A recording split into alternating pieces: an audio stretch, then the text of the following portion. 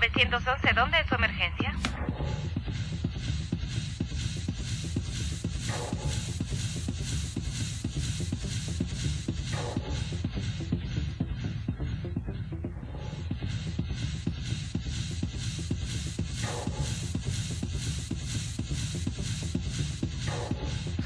Muchas gracias por acompañarnos este último día del mes de enero del 2018 al rescate del alma. Nuestro texto es el Salmo 9:11, por eso SOS 911, que dice así: Cantad a Jehová que habita en Sión, publiquen en los pueblos sus obras.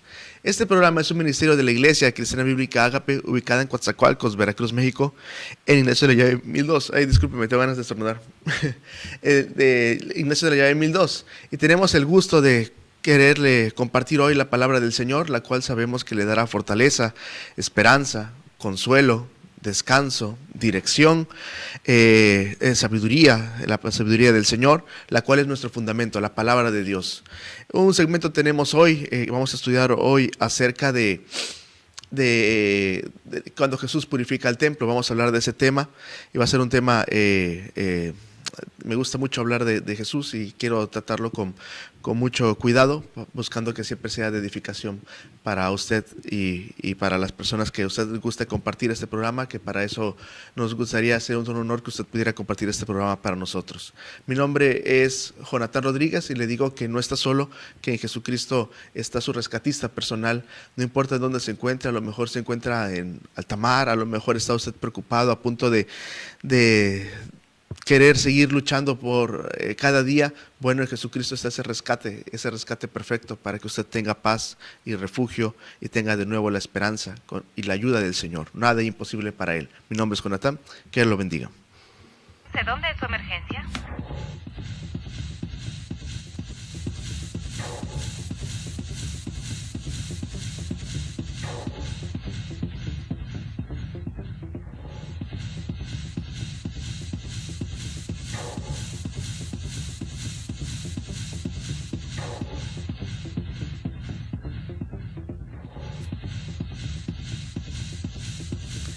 Bien, el primer texto con el que queremos empezar es Éxodo 27, que dice así la palabra del Señor: No tomarás el nombre de Jehová tu Dios en vano, porque no dará por inocente Jehová al que tomare su nombre en vano.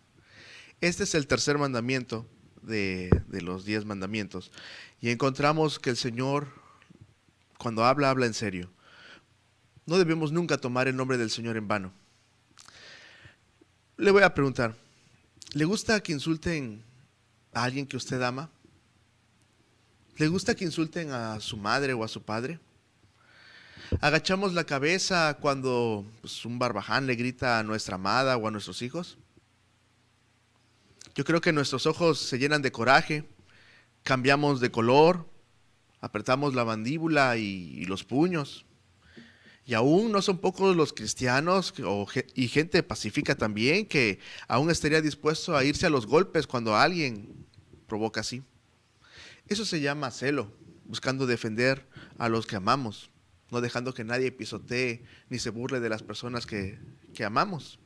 La pregunta es, ¿qué sentimos cuando alguien toma el nombre de Dios en vano? Sobre todo cuando lo hacen en nuestra cara. Cuando lo hacen en televisión es cierto, pero cuando lo hacen frente a nosotros. Gente blasfema, sucia, a lo mejor son nuestros amigos, que con chistes de doble sentido hablan así de Dios. Y por cierto, de la guadalupana yo nunca he escuchado chistes así, pero ¿sabe qué? De Jesús sí, y del Padre sí. Pero hay otro grupo que no son tan descarados, pero igual toman el nombre de Dios en vano. ¿Qué sentiríamos si nos dijeran que para buscar a Dios solamente lo único que hay que hacer es ofrendar? Eso es tomar el nombre de Dios en vano. ¿Qué sentimos cuando muchos cristianos sinceros, con necesidades grandes, apremiantes en su angustia, llegan a un lugar en donde le dicen lo que único que tienes que hacer es dar un voto económico, engañados por sus ministros mercenarios, comprar esto que te estoy ofreciendo yo, reliquia que te estoy ofreciendo yo? ¿Qué sentimos al ver cómo la gente gasta en sus religiones y en sus amuletos que Dios prohíbe? ¿Qué sentirán esos falsos ministros que le quitan el pan a las viudas y a los huérfanos para pagar un culto luctuoso en lugar de que debería hacerlo de corazón.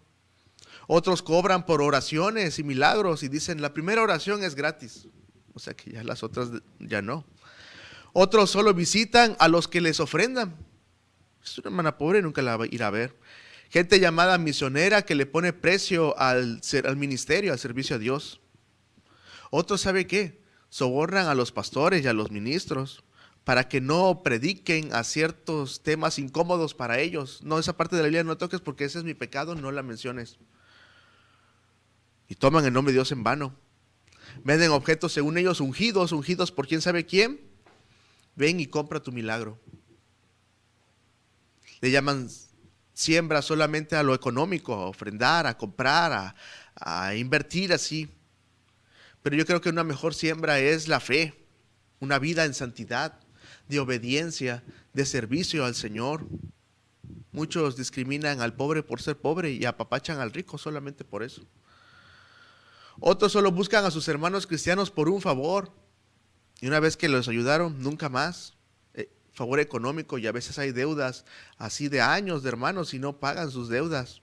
Y pues claro, dice, hermano, Dios te bendiga, qué bueno que te veo, y están tomando así. Yo siento el nombre de Dios en vano.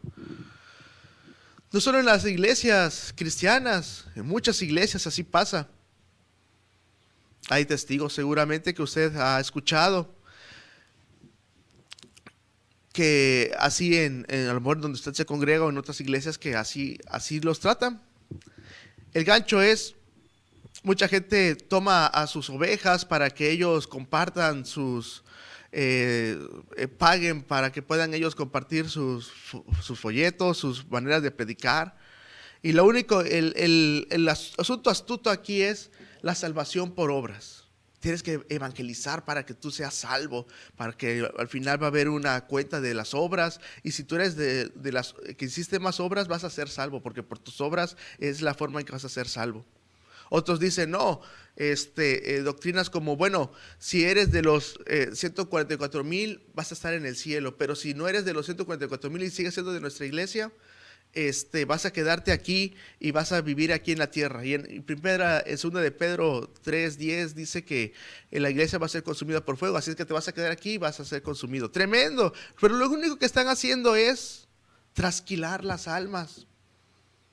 ¿Sabe qué? Eso pasaba en los tiempos del evangelio. Y hoy estudiaremos la reacción de Jesús, y eso vamos a hablar hoy en Juan 2. Cada año el pueblo hebreo celebraba la Pascua. Y 3 veces se narra que Jesús haya asistido a la Pascua. De niño cuando tenía 12 años y durante las 2 purificaciones que Jesús hace. ¿Por qué digo 2 purificaciones? Bueno, porque una la hace en Juan capítulo 2, empezando su ministerio, y la otra la hace ya cerca de cuando él va a hacer su Vía Crucis. Cuando María erróneamente le pierde de vista, porque María, yo siento que ahí cometió un error, claro, perdió de vista a Jesús. Esa fue la primera vez que de niño él, de 12 años, llegó al templo en ese tiempo de la Pascua. Pero Jesús le estaba dando cátedra a los ancianos del templo. Jesús estaba en los negocios de su padre, como dice él. Quizá fue más veces otro año, no lo narra la Biblia, pero 3 veces narra que Jesús haya ido a la Pascua. El templo de Jerusalén era conocido en todo el mundo, hasta el día de hoy es conocido en todo el mundo. Y Jesús iba a ir en esos días. Según los contextos entendemos la diferencia de las 2 purificaciones. Bueno, la primera purificación es la que vamos a hablar hoy. Si Dios permite, en 15 días hablaremos de la segunda, si el Señor nos da vida. Jesús purifica el templo durante el inicio de su ministerio, y vamos a leer Juan 2:13. Escrito está: y estaba cerca la Pascua de los judíos, y subió Jesús a Jerusalén. Jerusalén está en un lugar alto, en unas montañas, sobre todo el templo, en un lugar llamado en el monte de Sión. Por eso dice que subió. En lugar de Nazaret, donde él vivía, aunque estaba más al norte, era un terreno más bajo. Bueno, sube Jesús a Jerusalén. ¿Dónde fue encontrada la institución de la Pascua? En Éxodo 12, para celebrar la libertad de Egipto, y era mientras que estaba sucediendo la última plaga sobre Egipto, que era la muerte de los primogénitos, ellos debían estar celebrando la Pascua. La Pascua significa pasar de largo, en la cual la muerte iba a pasar de largo sobre la situación que iba. Gracias, hermano. Sí. sobre la situación, sobre la plaga que iba a matar a todos los primogénitos. Ellos toman así la Pascua, después de 400 años de esclavitud, del calendario judío. Y por mandato de Dios, los judíos tomaban un cordero por familia desde el 10º mes, y ellos lo tomaban así, lo sacrificaban. Un cordero sin defecto, un macho de 1 año, o sea, en plenitud, joven. Y con la sangre del cordero marcaban los postes y el dintel de sus casas, porque el Señor así lo mandó.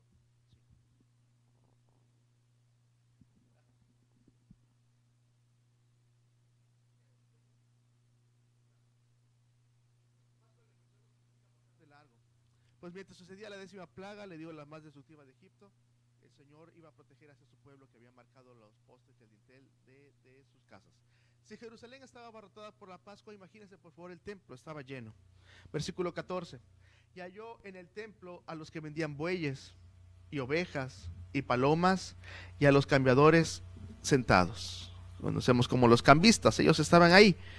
Bueno, las medidas del templo era un lugar muy importante, solo lo digo muy breve. El templo medía 140 metros de largo por 200 de ancho, tenía una plaza alrededor limitada por una muralla rectangular. Era un lugar muy grande, aparte de los ya conocidos el lugar santo y el lugar santísimo.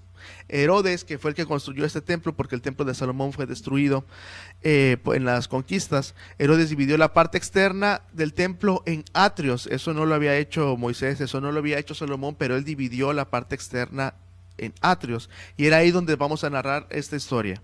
El atrio era un lugar situado alrededor, limitado por unas murallas. Había 4 grandes obstáculos, 4 grandes abusos en los atrios del templo. El primero era el obstáculo en la adoración. Abusos entre los mismos hermanos de común fe, pues todos los que estaban ahí eran judíos de religión. Algunos eran de otros países, de otros lugares, pero eran judíos prosélitos. Ellos habían tomado así la fe judía y se habían hecho la circuncisión los varones. El primer atrio era el atrio de los gentiles, el lugar más lejano, el cual era limitado por una pared. Les estoy mostrando ahí algunas imágenes, por una pared donde había letreros en griego y en latín con la siguiente inscripción. Imagínense, así ya desde ahí entraba. Imagínense que éramos egipcios, nosotros que habíamos aceptado la ley y adorar, seguir a Dios, y de repente íbamos a adorar al Señor, llevando nuestros sacrificios al Señor para honrarlo, y encontrábamos esto: a ningún extranjero se le permite estar dentro de esta balaustrada y del terraplén en torno al santuario. Al que se le encuentre, al que pase, será personalmente responsable con su propia muerte. Hasta aquí van a pasar, nadie más. Los ciegos, los cojos y los gentiles incircuncisos podían entrar al atrio de los gentiles, pero no más cerca. El atrio de los gentiles era la única parte del templo a las que las personas judías, no judías de nacimiento, tenían acceso para orar y alabar a Dios, y los judíos lo habían entorpecido con un comercio. Era un lugar para la adoración, ya tenían un lugar para el comercio, pero ellos habían hecho ese lugar para seguir así. Aquí es donde se desencadena la historia. El templo había llegado a ser un lugar en donde el pueblo de Dios, en lugar de poder adorarlo tranquilamente, en lugar de poder orar, era extorsionado, y sus extorsiones eran protegidas descaradamente por los sacerdotes judíos. Dentro del patio, dentro del templo, estaban 3 atrios y el santuario. El atrio de las mujeres, ahí estaban, y otro mapa ahí, donde entraban por la puerta llamada la Hermosa. Luego seguía el atrio de los israelitas, en donde entraban por la puerta de Nicanor, que era una puerta muy grande de bronce movida por 20 hombres, es lo que dice la historia. Y de ahí estaba más cercano a donde estaba el lugar principal, el atrio de los sacerdotes, donde estaba el gran altar del holocausto, la fuente de bronce, el altar del incienso, y después estaba el lugar santo y el lugar santísimo. Ya dentro estaban, le digo así, donde estaba el menorá, la mesa y los panes de la proposición, y el lugar santísimo, aunque ya no estaba el arca del pacto, porque se entiende que el arca es ocultada a ser conquistados por los babilonios bajo el rey Nabucodonosor, pues ya no se menciona el arca, y algunos piensan que el profeta Jeremías la escondió en el monte Nebo, pero lo cierto es que Apocalipsis 11:19 nos da la última relación con el arca del pacto. Dice: y el templo de Dios fue abierto en el cielo, y el arca de su pacto se veía en el templo. El arca está en el pacto, el arca del pacto está en el cielo. Y hubo relámpagos, voces, truenos, un terremoto y un grande granizo. Así es que nadie va a encontrar eso. Bueno, aquí quiero aplicar, no nada más quiero mencionarle la historia, quiero aplicar. ¿Será que hay hermanos que estorben la adoración a los demás? Y los que tenemos más años en el evangelio, yo creo que somos los que menos deberíamos de estorbarle a los que están llegando por primera o por segunda vez. Otros discriminan solamente conviviendo con los que parecen de su nivel económico y menosprecian al hermano humilde, al que viene en taxi o en camión. ¿Cree que hay hermanos que abusen de la confianza de los hermanos? Hermanos que se deban a un dinero y no le den la cara y hasta se oculten ahí en pleno culto. ¿Será que esto obstruye la adoración al Señor? Qué delicado, ¿no cree? Es un lugar para adorar y de repente lo que encuentran es el obstáculo de mismos hermanos de misma fe. Hay un texto en el Salmo 84 que habla de los atrios del Señor. Salmo 84, 1 y 3. Cuán amables son tus moradas, oh Jehová de los ejércitos. Anhela mi alma y aún ardientemente desea los atrios de Jehová. Mi corazón y mi carne cantan al Dios vivo. Aún el gorrión halla casa y la golondrina nido para sí, donde ponga sus polluelos. Cerca de tus altares, oh Jehová de los ejércitos, Rey mío y Dios mío. Cuando Dios le dijo a Moisés cómo hacer el tabernáculo, Dios estableció un límite, pero dentro era para que estuvieran nada más los sacerdotes. Nunca dijo, bueno, las mujeres hasta aquí y los extranjeros hasta acá. No, alrededor del tabernáculo podían estar todos, porque el Señor no discriminaba a nadie. Dentro ya estaba el lugar santo y el lugar santísimo, pero ellos habían hecho un lugar de estorbo para la adoración. Segundo abuso era el robo, los cambistas. El Nuevo Testamento, en el territorio de los judíos, circulaban tres monedas: la moneda romana, la moneda griega y la moneda judía. Las imágenes humanas en las monedas, algunos las consideraban como idolatría. Los sacerdotes así lo tomaban. Y entonces ellos lo que tenían que hacer era cambiar aquella moneda que traían, por ejemplo, romana, con una imagen de César, y cambiarlo por una moneda que tuvieran ellos oficial, que pudieran ellos para meterla al templo. En Éxodo 30 se menciona que tenía que haber una ofrenda por la expiación de los hombres y debían entregarse monedas de Israel o de Tiro por la pureza de la plata. Los que tenían monedas romanas o griegas o de tierras más lejanas, pues tenían que cambiar sus monedas y someterse al impuesto que habían puesto ellos. Así tanto vendedores como de animales, así también ellos abusaban, poniendo un valor superior, por supuesto, al valor oficial que la moneda tenía. Pues la gente, por necesidad, para no ir hasta Roma a cambiarlo, tenía que cambiarlo ahí. No eran honestos al hacer el cambio de monedas, según eran hermanos de la misma fe, y se robaban entre ellos. Hacían una situación tan delicada dentro del templo. ¿Ve cómo tomaban las cosas del Señor, usurpando el nombre del Señor, tomando el nombre de Dios en vano? Pensemos en estas personas que cambiaban las monedas, los cambistas. La religión judía se ha vuelto materialista e inútil en su adoración. ¿No suena eso? Hoy en las iglesias cristianas, bueno, al entrar a las iglesias no tenemos cambistas, pero ¿será que cambiemos a Dios por otra cosa o por alguien más? Que en lugar de darle prioridad a Él, le demos prioridad a otra cosa o a alguien más. ¿Será que cambie su tiempo de culto por otra cosa vanidosa? ¿O que en lugar de venir a adorar a Dios, salga con la familia que Dios le da, pudiendo salir cualquier otro día? Que por cierto, los cultos no duran todo el día. ¿Será que algunos cambien sus ministerios por estar con la novia? No, hoy no voy a ir. O por su cónyuge, los cuales Dios se los da. Otros cambian el tiempo de lectura y oración en casa por su tiempo con celulares, su televisión, hacer ejercicio, dormir. Es que tengo que tener cuidado con el templo, con el cuerpo que Dios me da. Sí, pero no estás en las cosas de Dios. ¿Será que eso obstruye la adoración?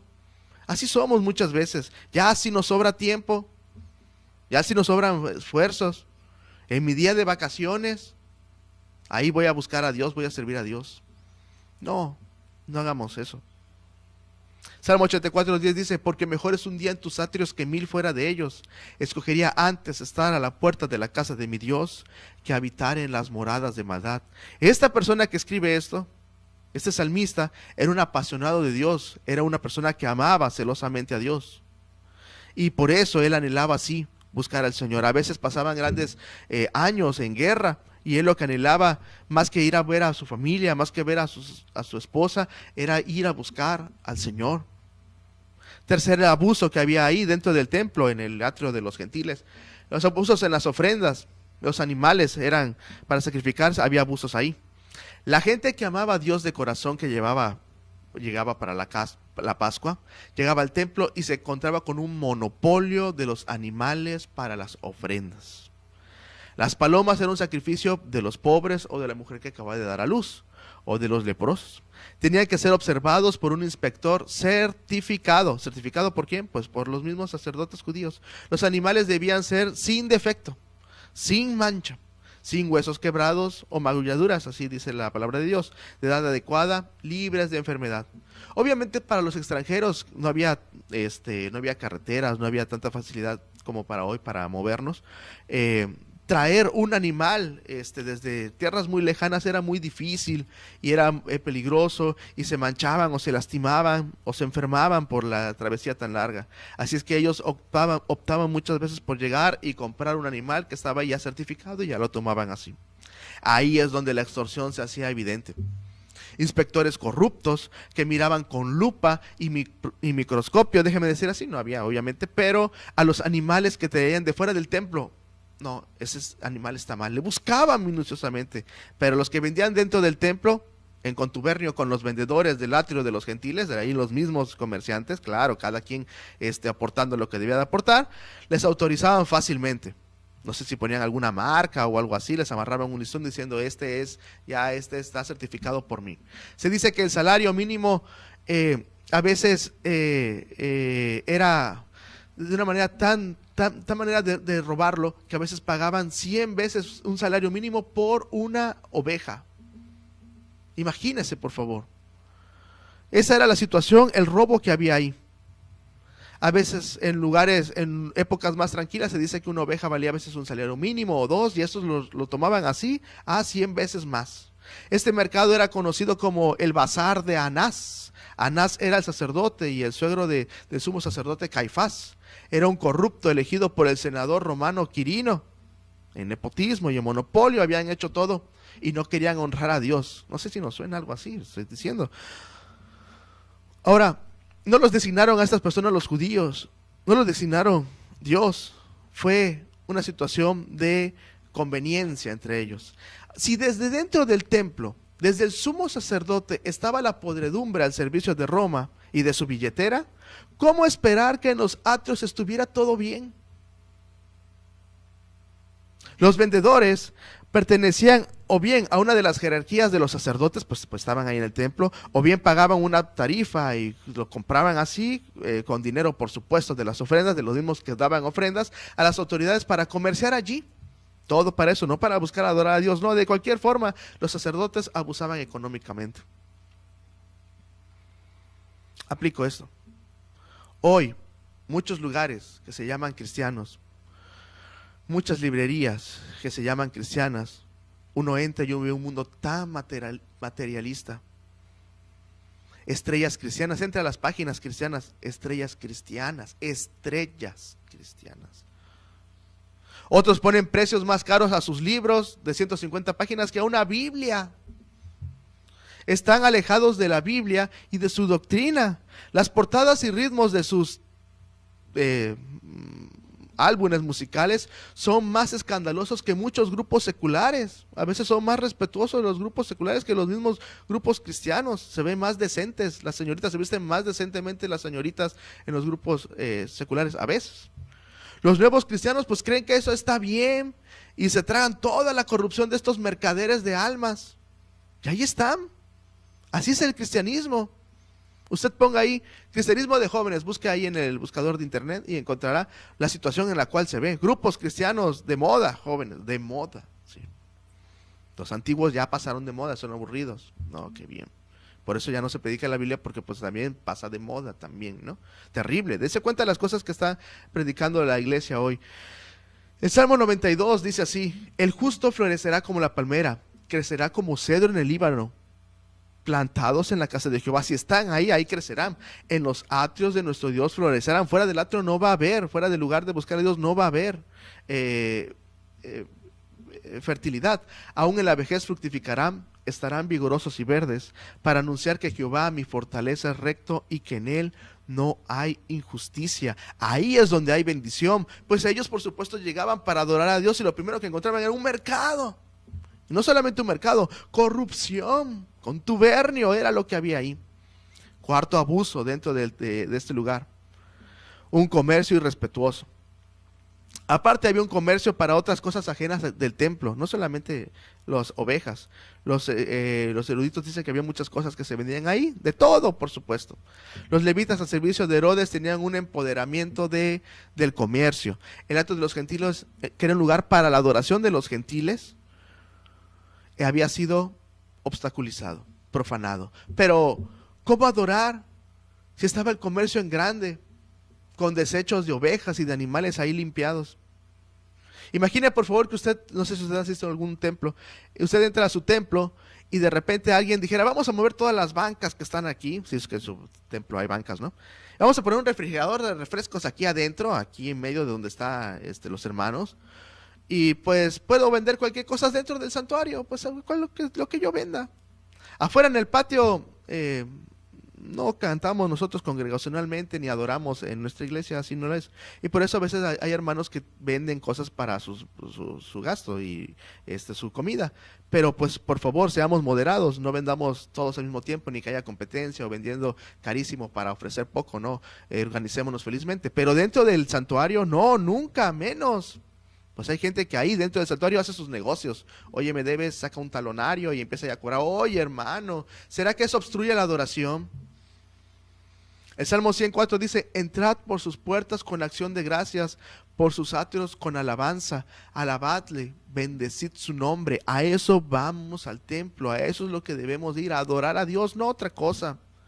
Todos estos amigos de Anás y Caifás iban al templo, pero no para adorar, sino para vender, para cobrar, para comprar, recibir ofrendas, recibir aplausos y pues dar ahí sus sobornos para que puedan ellos tener así su sacerdocio, porque muchos lo compraban así. Si venimos al templo, si va usted al templo, que sea para adorar a Dios. Pero si examinamos nuestro corazón, nos damos cuenta que venimos a otra cosa, para hacer comercio, para ser aplaudidos, o para ver a algún hermano, saludarlo, o ver a la novia. Mejor dejemos nuestras mercancías y nuestros taloneros, le digo, en casa, y carguemos nuestras Biblias, y sin lastres adoremos a Dios nuestro Salvador. Fue esta explotación a las personas que con genuino corazón querían buscar a Dios, que puso a Jesús en indignación. Ahora, por supuesto, si había vendedores honestos y otros comerciantes temerosos de Dios afuera del recinto, a lo mejor hasta alrededor del templo, ni siquiera en el atrio de los gentiles, afuera de lo que era el templo. Y había gente a lo mejor que ahí que por ignorancia vendían sus mercancías ajenas al templo. No todos eran explotadores, por supuesto. Pero de cualquier manera, imagínense cómo poder orar ahí, cómo poder meditar y alabar a Dios en ese mercado de regateo. Era imposible. Hoy en los lugares de culto en Jerusalén, hoy se vende de todo, reliquias, joyas, botellitas del Jordán, velas de colores. Llegará el día en que eso, acabará, no con unas mesas volcadas ahí para ahuyentarlos, sino con la ira de Dios. Hoy es tomado solamente como un comercio. Esa fue la mayor muestra de Jesús airado, es la que estamos estudiando. Por eso Jesús le dijo en otra ocasión en Mateo 15, 8 y 9, hipócritas, les dice a los escribas y fariseos, bien profetizó de vosotros Isaías cuando dijo, este pueblo de labios me honra, mas su corazón está lejos de mí, pues en vano me honran, enseñando como doctrinas mandamientos de hombres. Y es aquí en donde Jesús ve toda esta situación que está pasando y se indigna. Voy a hacer una pausa, por favor, escucha el siguiente canto y voy a concluir en los siguientes 20 minutos. 911, ¿dónde es su emergencia?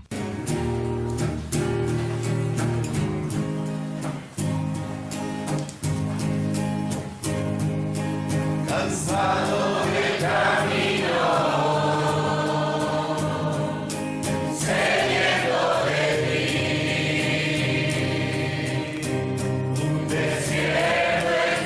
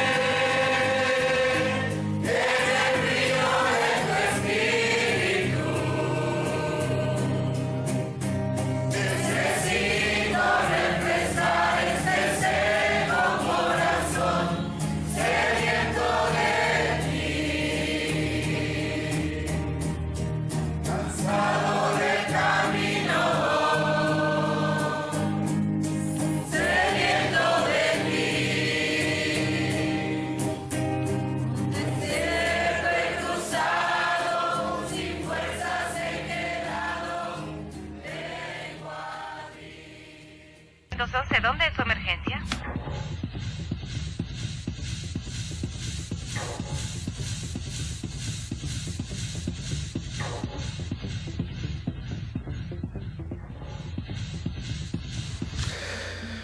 Juan 2:15.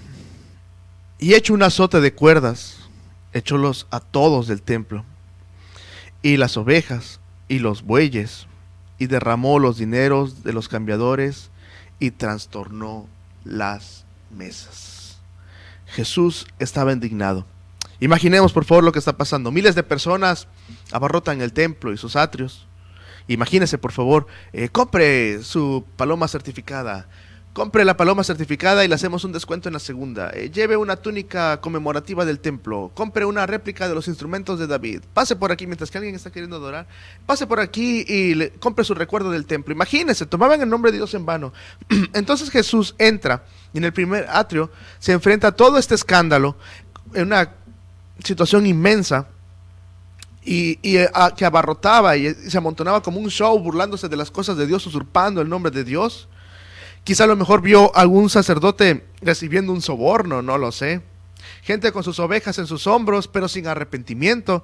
Entonces toma una de las cuerdas, las une con un amarre de un lado y les hace un nudo del otro y empieza a correr a todos hasta a sus animales.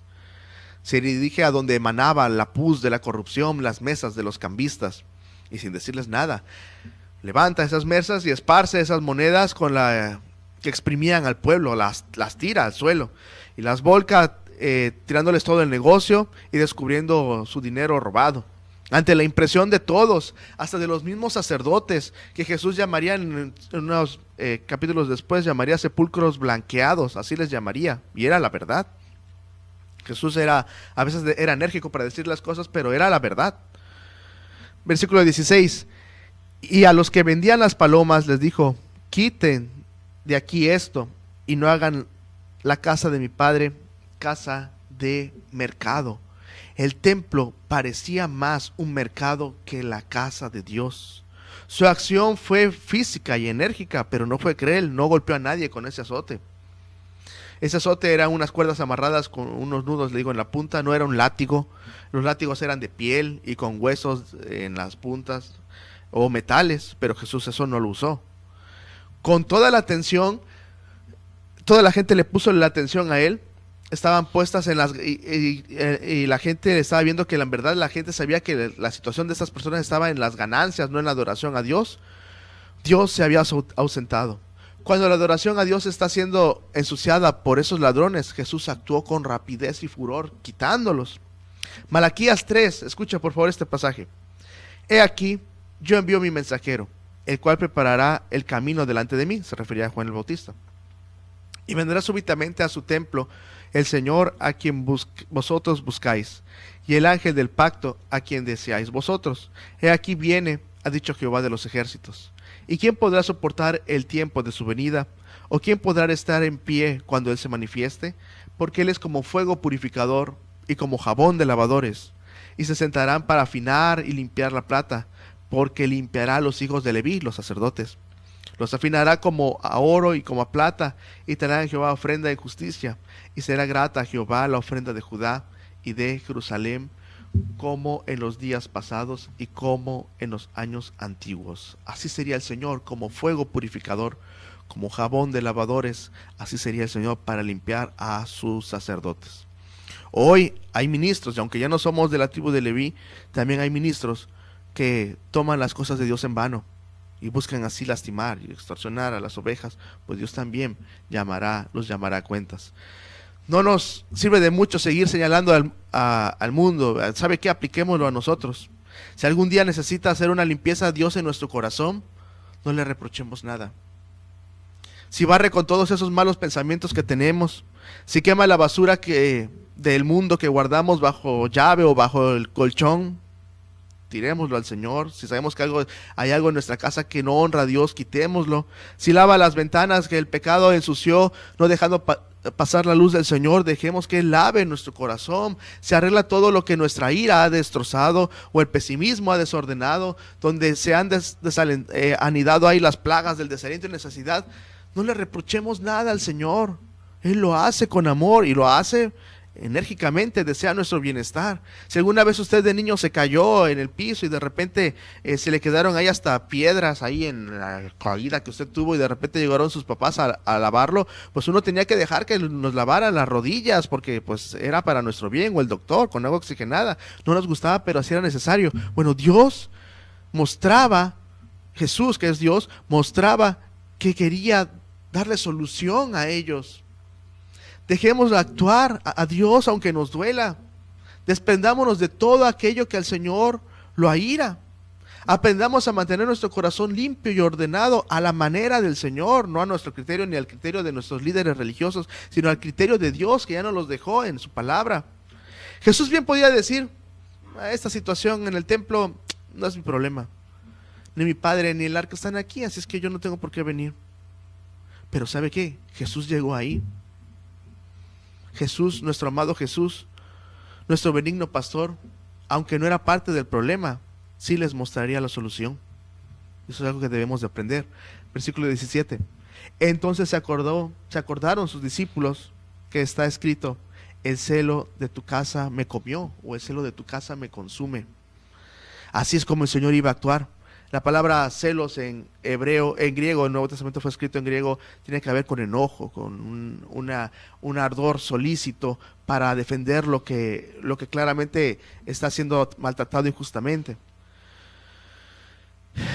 Así debemos nosotros de buscar al Señor. Cuando David llega al valle de Ela, al valle del Alcornoque, ahí en 1 de Samuel 17, está el blasfemo de Goliat ahí insultando a Dios, y de repente él se enardece porque no puede tomar este incircunciso el nombre de Dios en vano y se le va encima.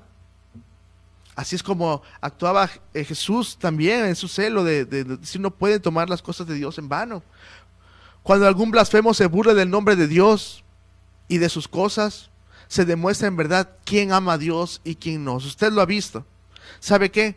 Usted convive con ese tipo de personas. Los que solo simpatizan con Dios y no lo aman, se callan cuando ven que alguien se burla. Siguen escuchando, viendo ese programa de televisión cuando alguien se burla de Dios y hasta se ríen. Pero los que aman, ¿sabe que hay hasta pastores blasfemos que toman las cosas de Dios para chistes?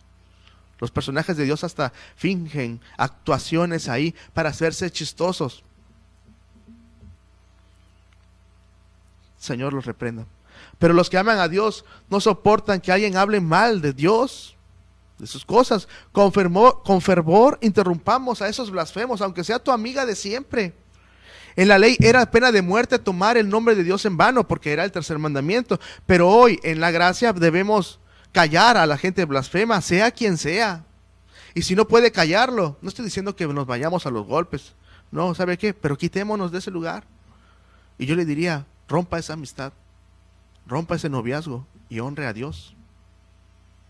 Los cómicos de la televisión y algunos pseudopastores se burlan de Dios.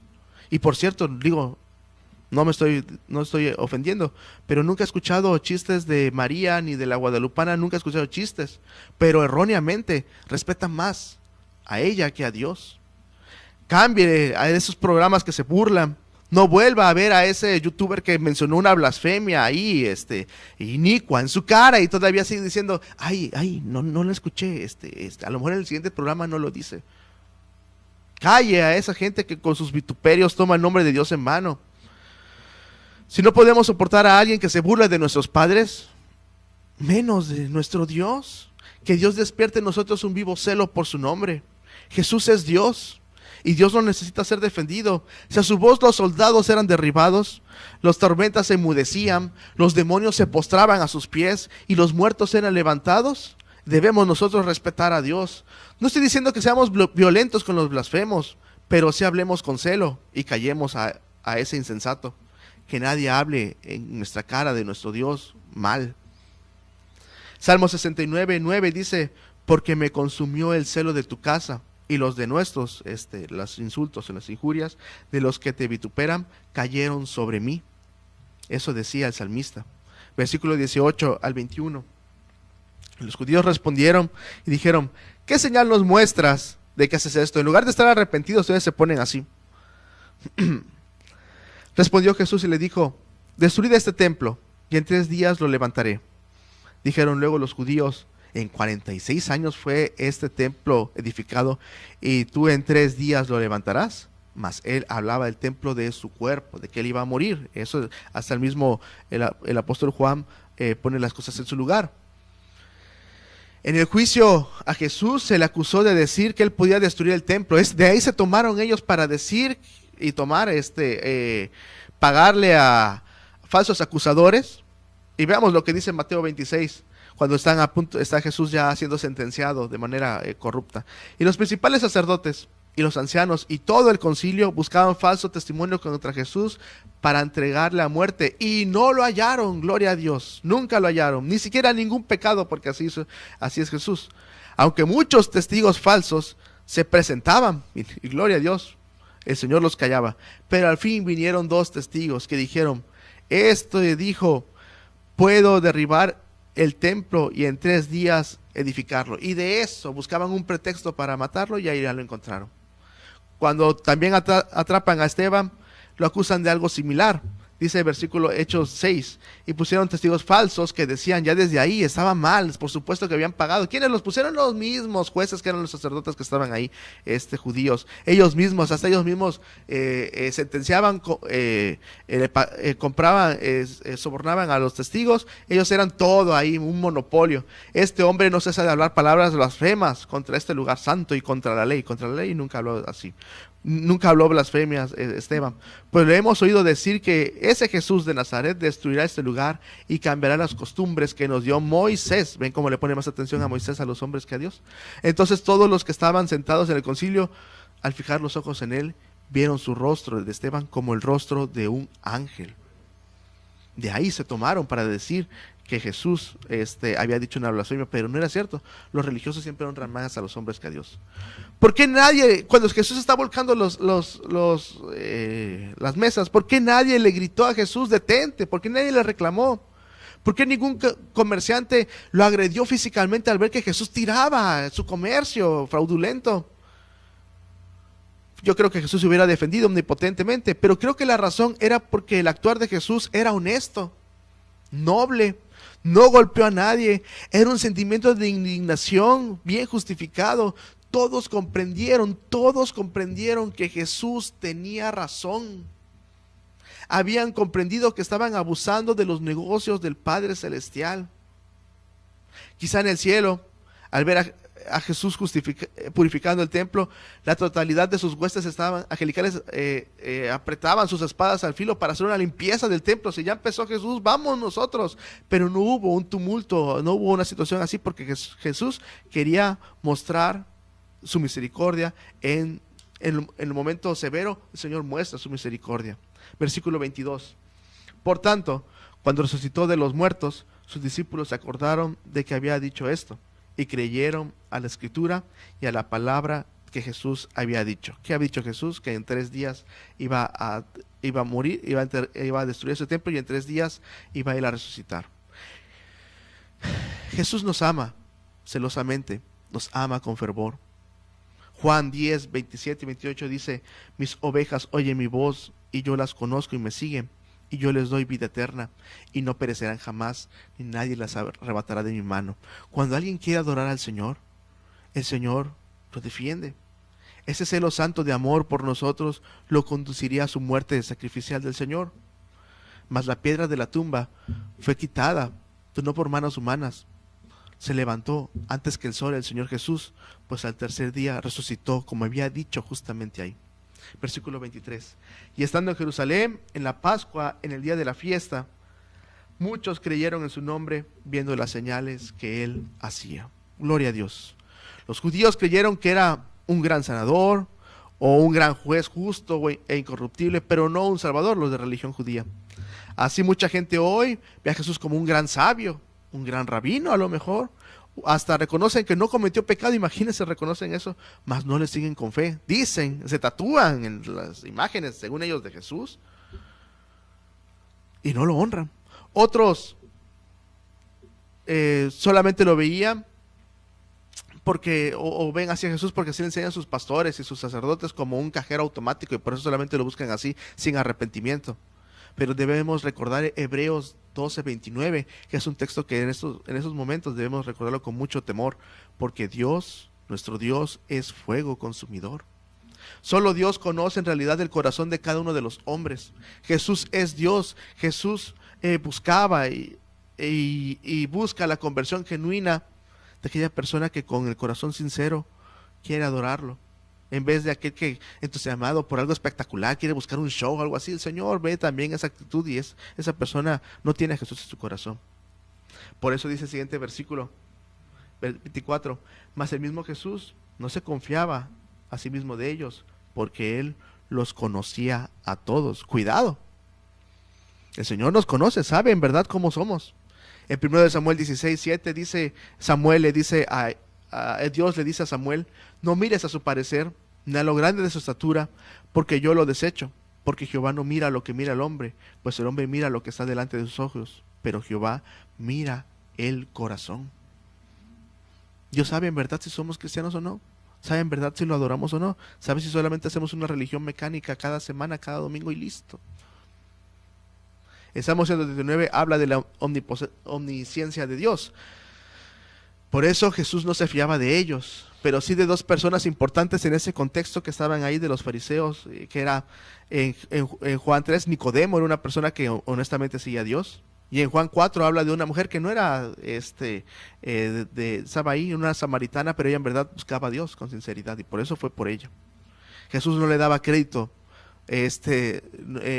a una persona que no fuera confiable. No nos fiemos ciegamente de los hombres. No le demos la mano al mundo. No crea solamente porque usted llega a algún templo y ve a alguien ahí parado predicando, no diga, esta persona tiene la palabra de Dios, escúchela, medítela, tome la Biblia, lleve su Biblia. No abracemos a todo aquel que le dice Señor, Señor, a nuestro Rey Divino. No, así llega mucha gente a pedir dinero también. Yo quiero que ustedes crean en mí, sí, pero también yo quiero creerles a las personas. Necesitamos sernos leales, necesitamos soldar todo aquello en las iglesias, soldar todo aquello que el enemigo de nuestras almas ha roto entre nosotros, que no haya enemigos en la iglesia del Señor. Más, solo Dios, solamente Él que es digno de toda confianza. Solo su Hijo amado nos ama fielmente. Él sí. En 2 Timoteo nos dice, palabra fiel es esta: si somos muertos con Él, también viviremos con Él.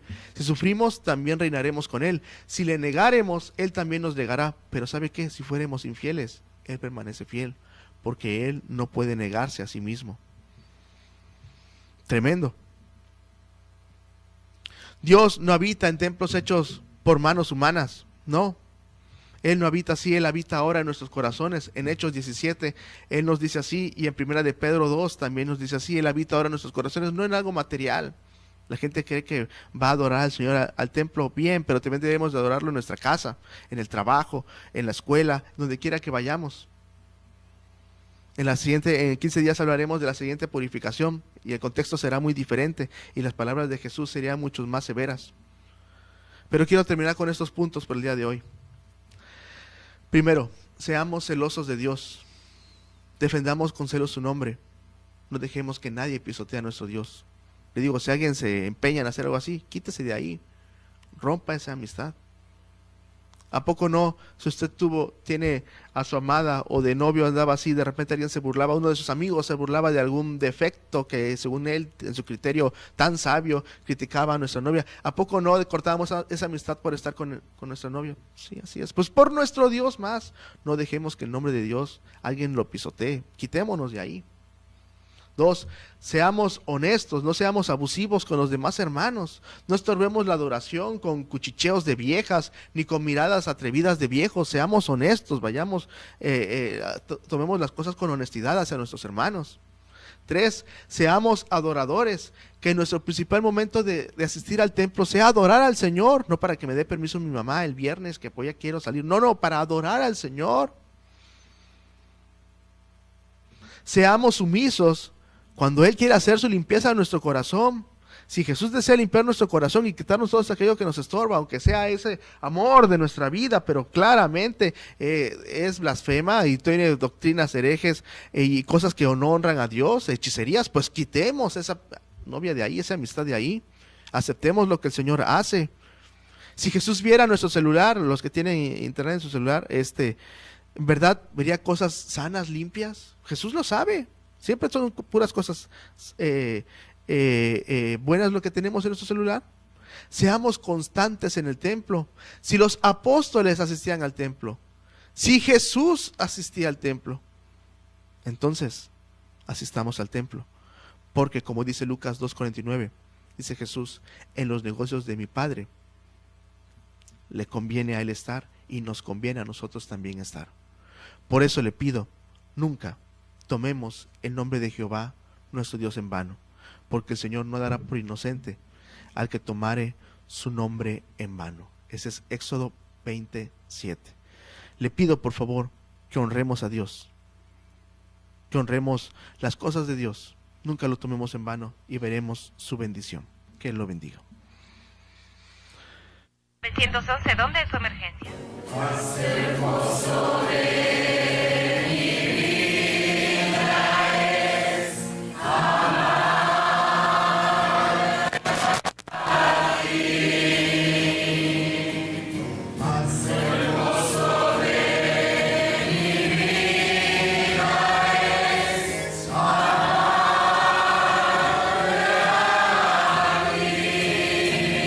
Amarte más a ti. Amarte más a ti. Lo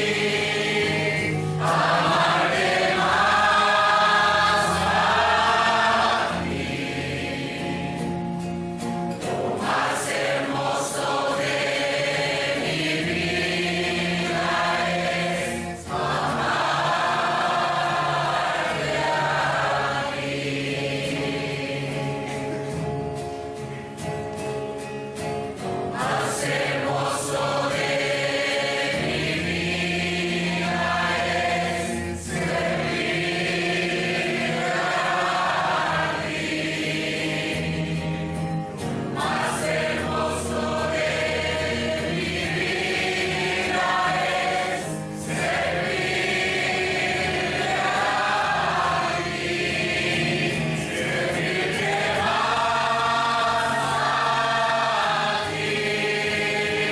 Servirte más a ti.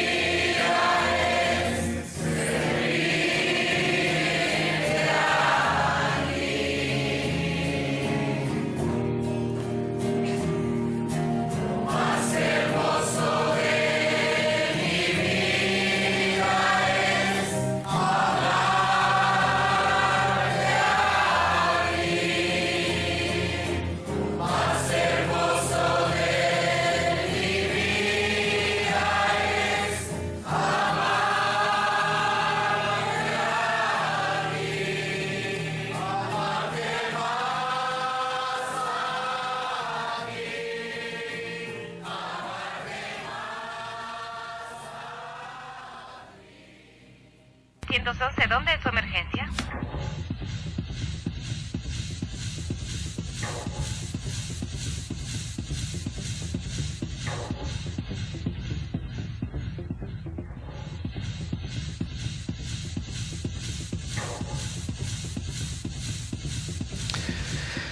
Gracias, llegamos a la recta final de nuestro programa y queremos saludar de manera y agradecer a las personas que nos acompañaron hoy. Víctor Manuel Nazariego, Betty Ortega, Tania Marín, Candelaria Butrón, Ada Aguirre, Moisés Zarco, Elena Vital, María de los Ángeles, José Paul, Matices Pacheco Cruz, Adasa Arias, Josmar Ramsky, Guillermo Olivera, Farid Fabián, Eliseo Guzmán. Gracias, muchas gracias por acompañarnos el día de hoy. Esperamos haber sido de bendición para ustedes y sus hogares. Si gustan ustedes compartir nuestro programa, darle like, como se dice, por favor, que sería de mucha ayuda y le agradecemos por sus palabras de aliento. Estamos contentos y agradecidos con el Señor por nuestro programa número 84. Gracias a Dios por la bendición del Señor. El Señor nos permite llegar a este momento. Queremos invitarlo a nuestra casa, a nuestra iglesia. Es Llave 1002, los martes, culto de oración a las 7, los jueves a las 7 también el culto general donde hay sermón, y los domingos a las 10 de la mañana la escuela dominical, y a las 6 de la tarde nuestro culto general. Los martes en Pajapan estamos en las 5 de la tarde, atrás de la escuela Donato Padua, ahí justamente en la esquina, en Pajapan. Los miércoles en Minatitlán, en la colonia petrolera, calle 5, esquina calle 23, es los miércoles a las 7 de la noche.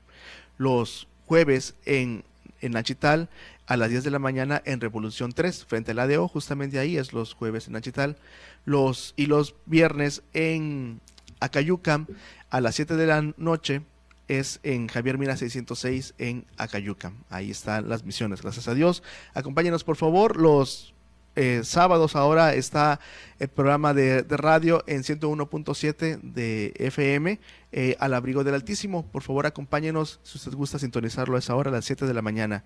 Y también los sábados está la columna del periódico, como siempre, en la sección de Diario del Istmo de Sociales. Ahí se encuentra Aguas de Reposo. Por favor, acompáñenos. Esperamos que la palabra de Dios le llegue a su corazón, y si gusta acompañarnos a alguna reunión, con todo gusto lo esperamos con gran entusiasmo.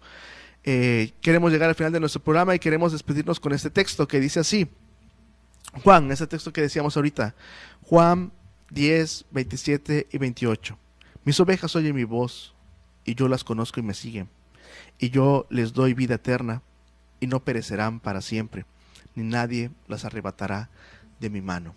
Eso dice Jesús. Hemos escuchado la voz de Él, pero sus ovejas lo seguirán. Roguémosle al Señor para que podamos seguirlo a Él con fe. Mi nombre es Jonathan Rodríguez Gutiérrez, y le digo que el regalo de Dios para usted por la fe es vida eterna. Tómela y descanse en la bendita soberanía de Jesucristo. Que Él lo bendiga. 911, ¿dónde es su emergencia?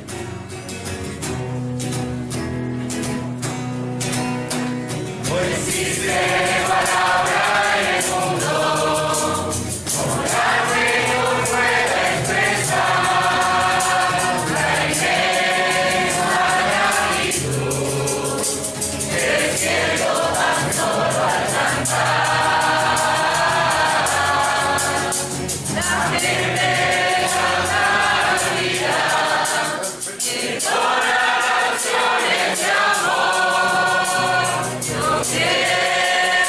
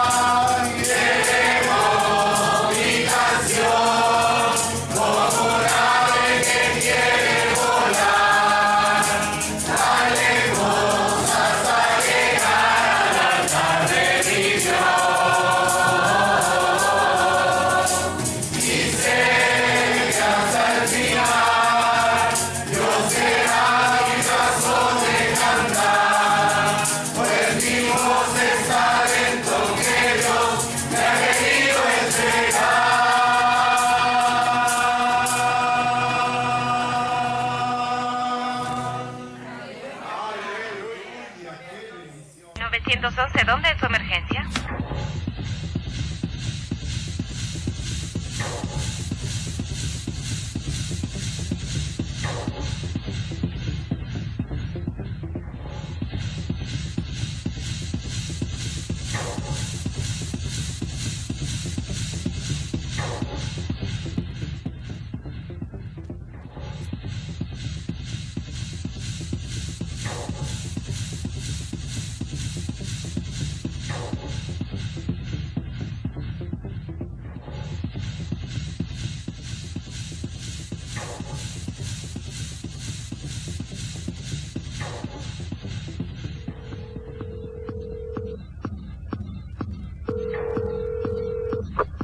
¿911, dónde es su emergencia?